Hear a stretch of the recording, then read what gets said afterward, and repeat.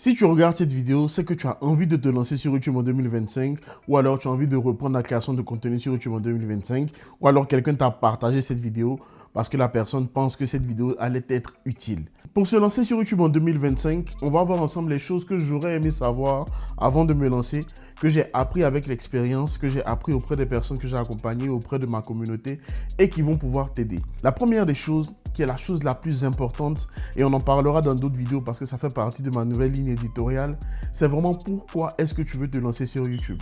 Si tu veux te lancer sur YouTube dans le but simplement de gagner de l'argent, c'est une motivation certes, mais c'est une mauvaise motivation parce que sur le long terme, YouTube c'est vraiment un marathon.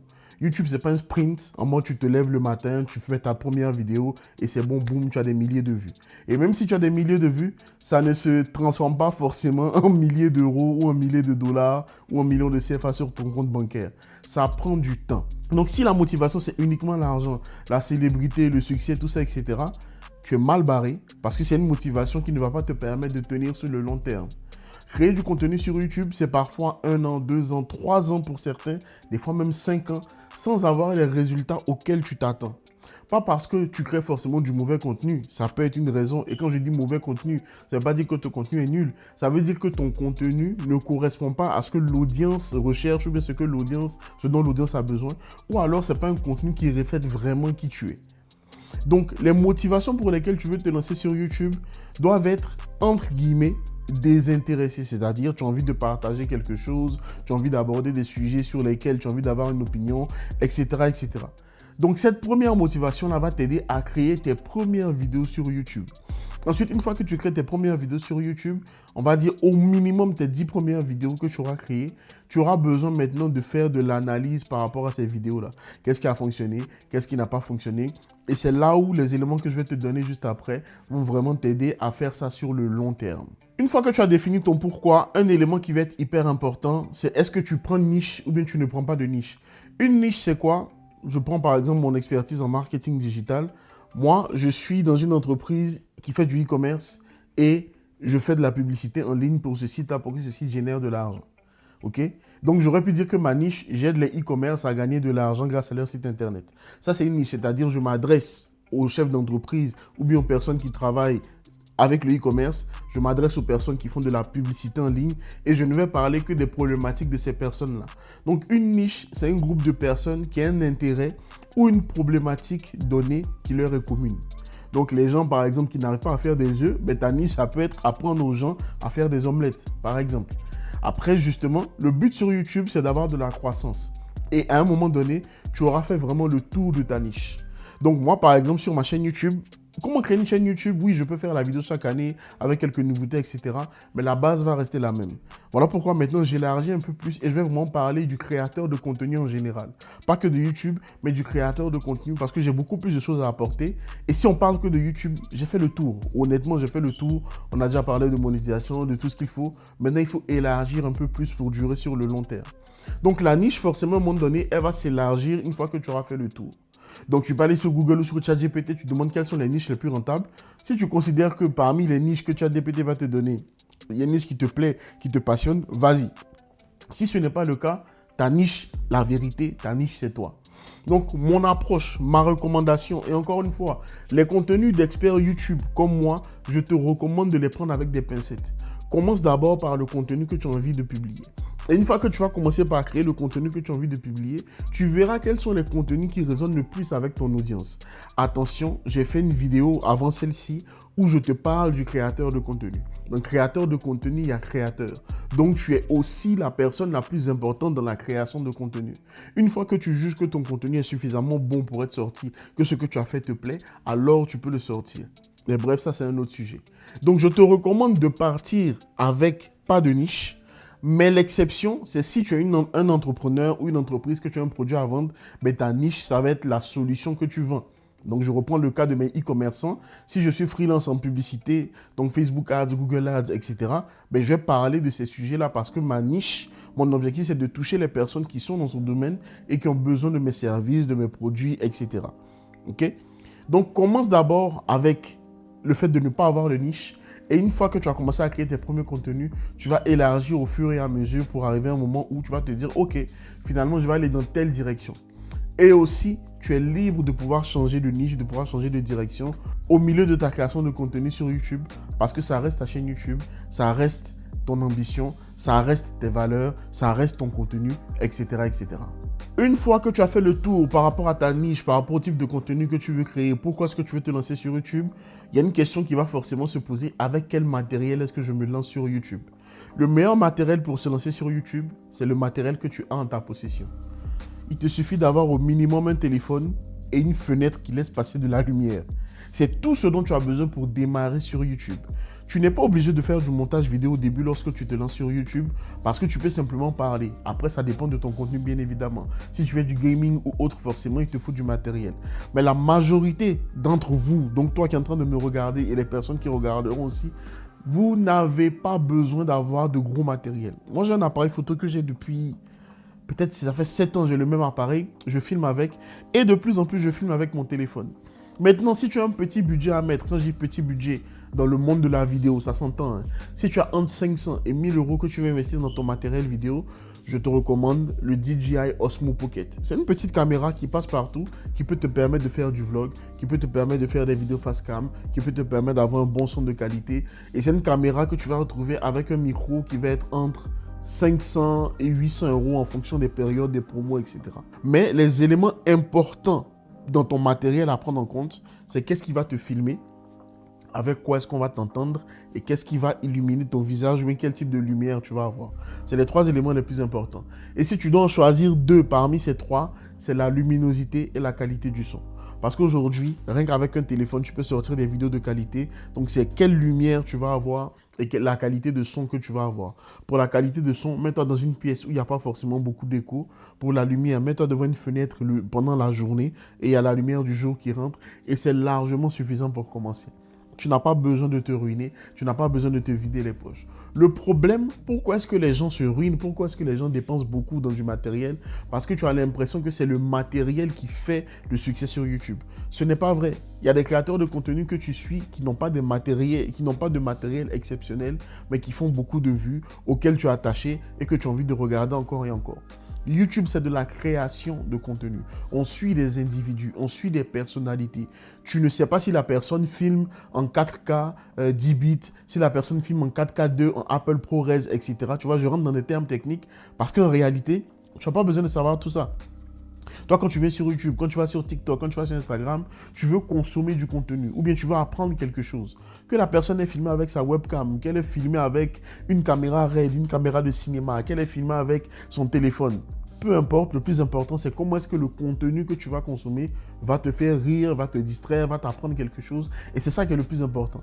Donc si ça, c'est ce qui est le plus important pour toi, c'est ce qui sera également le plus important pour ton audience, le contenu que tu vas créer. Une fois que tu as ton matériel, il faut maintenant plonger dans le contenu, ok?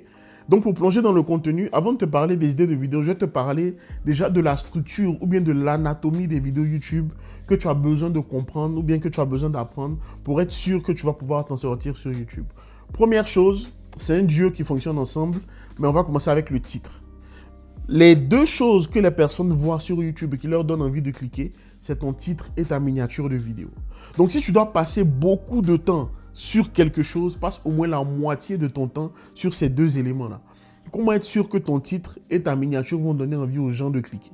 Donc par rapport au titre, regarde déjà quelles sont les vidéos, mais quels sont les titres de vidéos qui toi te donnent envie de cliquer. On va pas aller dans des hacks compliqués. Commence déjà par avoir toi. Qu'est-ce qu'il y a comme contenu, ou bien quel type de contenu, quelle formule de titre, etc. font que tu as envie de cliquer sur une vidéo. Et tu pars déjà sur ça et tu adaptes en fonction de ta thématique, en fonction de tes vidéos, en fonction de ta niche. Tu peux trouver 10 idées de format ou bien 10 formules de titre qui fonctionnent et tu vas dire, ok, sur ces 10 formules de titre là, c'est celle-là que je vais réutiliser pour mes vidéos YouTube. Ok? Tu peux demander à ChatGPT, tu peux regarder sur Google, il y a des formules qui existent déjà. La réalité, et c'est là où je veux en venir aussi, quand on va parler de contenu, c'est qu'avec toute l'information qu'il y a de disponible sur Internet, le problème aujourd'hui, on n'a pas un problème d'information par rapport à la création de contenu. On veut des individus comme toi, des personnes uniques, des personnalités uniques qui vont partager ce qu'elles ont envie de partager. Si on veut juste de la technique, si on veut juste des stratégies, si on veut juste des outils, on va sur Google, on va sur ChatGPT, on va sur Claude AI, on va sur Perplexity et on trouve les ressources dont on a besoin.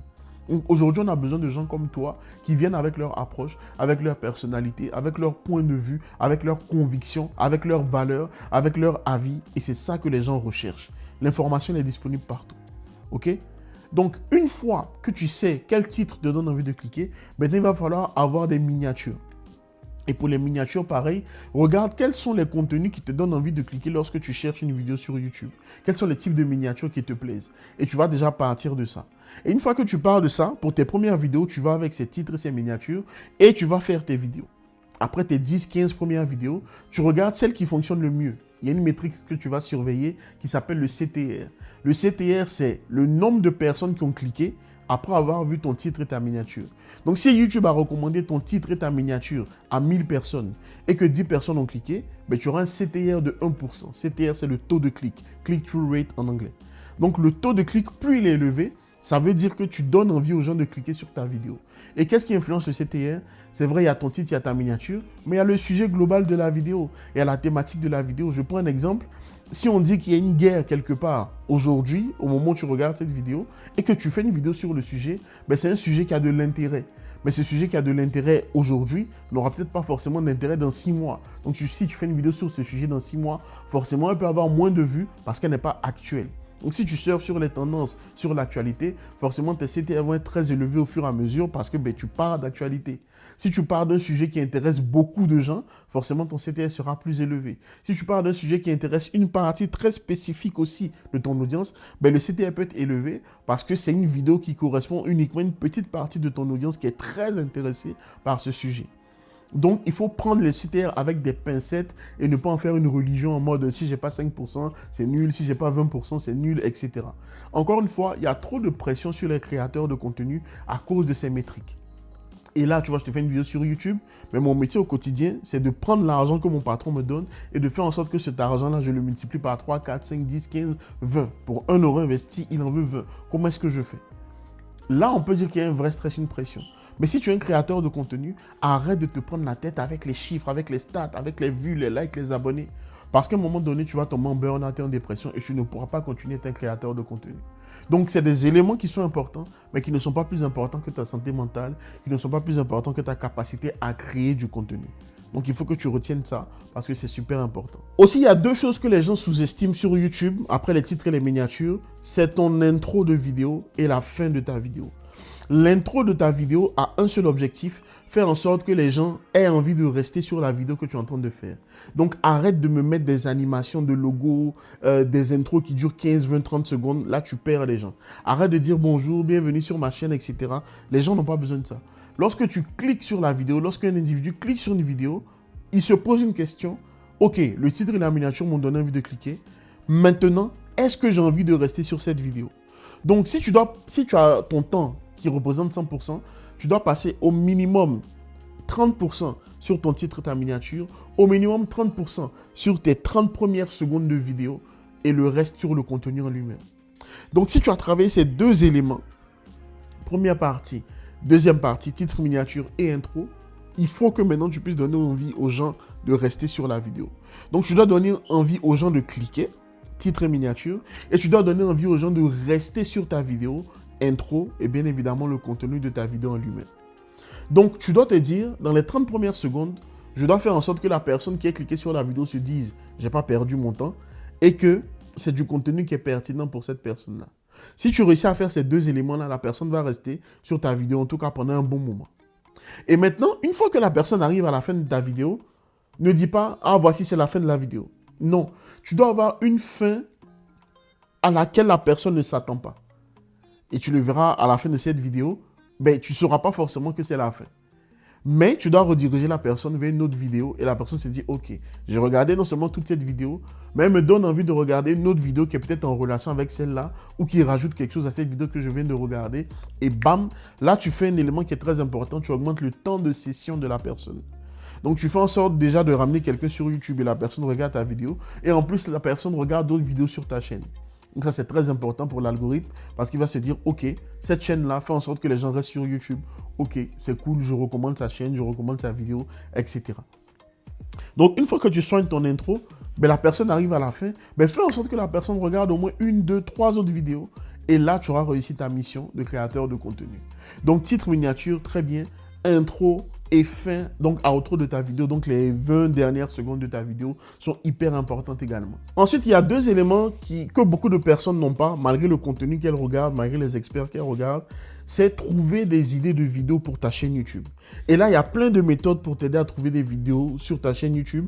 Je t'ai mis une vidéo dans la description où en quelques minutes, je t'aide à trouver 110 idées de vidéos dans ta thématique, dans ta niche. Donc, j'ai fait une vidéo dédiée dessus pour pouvoir t'aider. Donc, je ne vais pas forcément entrer en profondeur. Donc, dire que tu n'as pas d'idée de vidéo, je suis désolé de te le dire, c'est de la paresse. Parce que tu peux trouver une infinité d'idées de vidéos à chaque fois. Les commentaires de tes abonnés, c'est des idées de vidéos. Les discussions que tu as avec les gens au quotidien, c'est des idées de vidéos. Tu peux prendre des éléments dedans pour les transformer en idées de vidéos. Tu as plein d'éléments pour trouver des idées de vidéos, donc ce n'est pas une excuse de dire que tu ne trouves pas d'idées de vidéos. Là où beaucoup de gens ont un problème, c'est créer un système qui te permet d'être productif et régulier sur YouTube. Déjà, quel va être ton calendrier éditorial? Est-ce que tu vas poster une fois par semaine, 2 fois par semaine, 10 fois par mois? C'est toi qui vois. Mais si tu veux poster 10 fois par mois, quel est le système qui te permet de pouvoir poster 10 fois par mois? Quand est-ce que tu tournes tes vidéos? Quand est-ce que tu fais tes miniatures? Ou bien quand est-ce que tu demandes à ton prestataire de faire tes miniatures? Quand est-ce que tu vas monter tes vidéos? Quand est-ce que tu vas publier tes vidéos? Tout ça, ça doit être pensé, ça doit être gardé dans ta tête pour te dire, ok, j'ai toutes ces étapes-là à faire. Voici le système qui me permet de faire toutes ces étapes-là. Sans système, tout ce que je t'ai dit jusqu'ici ne va servir à rien. Donc, commence déjà avec ne serait-ce qu'une vidéo toutes les 2 semaines pour voir comment est-ce que tu arrives à t'organiser. Est-ce que je tourne mes vidéos si tu vas à l'école ou si tu vas au travail? Est-ce que je tourne mes vidéos avant d'aller au travail? Est-ce que je tourne mes vidéos le week-end? Est-ce que je tourne mes vidéos le mercredi après-midi, par exemple, si je n'ai pas cours? À quel moment est-ce que je vais tourner mes vidéos, les monter et les planifier ou les publier sur YouTube? Et une fois que ce système-là, il est bien rodé, je peux continuer de créer en continu. Donc, dans le système, tu dois avoir un système pour trouver tes idées de vidéos, un système pour filmer tes vidéos, un système pour faire tes miniatures, un système pour monter tes vidéos, un système pour publier tes vidéos et un système pour promouvoir tes vidéos. Donc, il y a à peu près 6 étapes comme ça que tu dois avoir et qui vont te permettre de créer des vidéos sur le long terme. Donc, ça, c'est hyper important de garder en tête parce que sans système, tu ne pourras pas réussir. Maintenant, on en vient à un élément que tu attends forcément, que tu aimes beaucoup, c'est la monétisation YouTube. Il faut comprendre que, moi, je prends mon exemple, j'ai 30 000 abonnés. Je ne vis pas de ma chaîne YouTube. Je vais être très honnête avec toi. Les chaînes qui vivent très bien de leur contenu ou bien de l'argent qu'elles gagnent sur YouTube, c'est d'abord les chaînes anglophones. Parce que là-bas, le CPM et le RPM sont beaucoup plus élevés. C'est des notions que peut-être tu ne connais pas encore, mais que tu ne comprends pas, mais que je vais t'expliquer plus tard. Et c'est des personnes qui ont beaucoup plus de vues que moi. Moi, je tourne entre 20 000 et 30 000 vues par mois. Ça me fait à peu près 70 à 100 € maximum tous les mois. Heureusement que je travaille. Sinon, si je devais vivre de YouTube, ça n'allait pas être possible. Alors, d'autres peuvent vendre des formations, des coachings. J'ai arrêté de faire ça tout simplement parce que ça va casser ton authenticité à un moment donné. C'est ce que moi j'ai compris en tout cas. Moi, je veux rester créateur de contenu. Je ne veux pas me transformer en entrepreneur qui vend des formations, etc. J'ai essayé, ça fonctionne pendant un temps, mais ça ne me correspond pas. Donc, ne t'attends pas à te dire, ok, j'ai 30 000 vues, ok, je gagne très bien ma vie.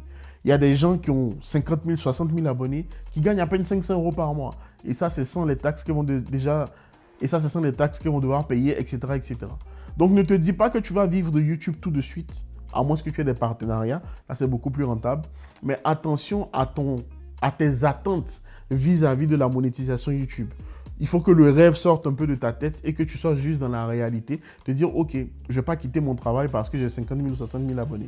Ça ne fonctionne pas comme ça. Après, tout dépend de ta niche, bien évidemment. Tout dépend de ta stratégie de monétisation. Il y a plein d'autres éléments que tu peux prendre en compte. Donc, si tu veux comprendre la monétisation sur YouTube un peu plus en détail, je t'ai fait cette vidéo dans laquelle je t'explique toute la monétisation et j'espère que ça va t'aider pour la suite.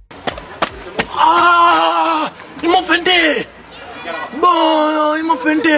Tu as vu, tu ne t'attendais pas à la fin. Donc, ça a fonctionné. Ciao!